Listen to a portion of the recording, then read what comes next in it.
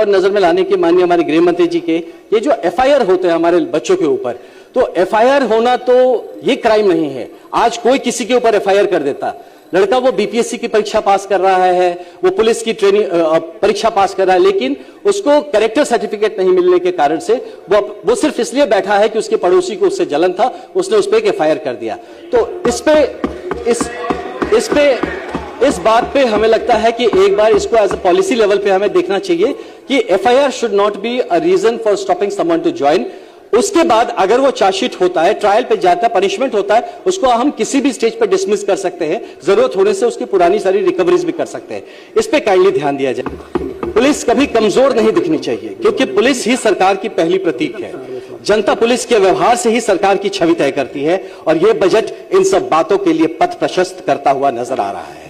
महोदय, बिहार पुलिस को ऐसे अधिकारी चाहिए जो हैं भी, मैं मानता हूं, जो मैदान में अग्रिम पंक्ति में खड़े होकर उदाहरण प्रस्तुत करें, जो अपने अधीनस्थों के अधिक परिश्रम, अपने अधीनस्थों से ज्यादा परिश्रम करने के साहस रखे, और उनकी कार्यशैली से फोर्स का मोराल और पब्लिक कॉन्फिडेंस दोनों मजबूत हो।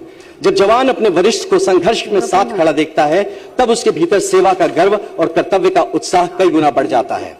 ऐसा प्रयास इस बजट के इंटेंशन को स्थापित करेगा।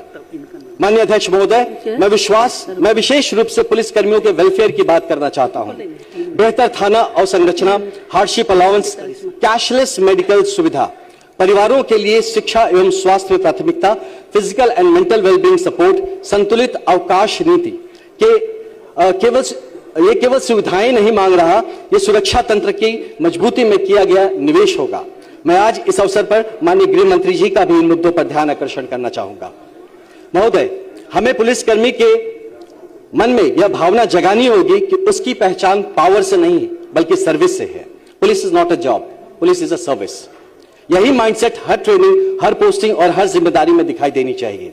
आज हम एक ऐसे दौर में खड़े हैं जहां रोज अपराध नए स्वरूप बदल रहा है। AI driven analytics, quantum safe communication, digital investigation platforms और स्मार्ट मोबिलिटी सिस्टम्स जैसे नए साधन पुलिसिंग को नई दिशा दे रहे हैं। यह केवल वर्तमान की आवश्यकता नहीं, बल्कि आने वाली पीढ़ियों की सुरक्षित भविष्य की तैयारी है। हम सब इस परिवर्तन के सहभागी हैं, और यह हमारा सौभाग्य है कि हम सब इस टीम का हिस्सा है जो बिहार पुलिस को नई ऊंचाइयों तक ले जाने का प्रयास कर रही है। यह 20,132 करोड़ का गृह बजट इसी नए युग की तैयारी का उद्घोष है। माननीय अध्यक्ष महोदय, आज हमारा लक्ष्य स्पष्ट है। Crime free Bihar, safe Bihar, confident Bihar, जनता का राज, सुशासन का मॉडल और न्याय आधारित व्यवस्था।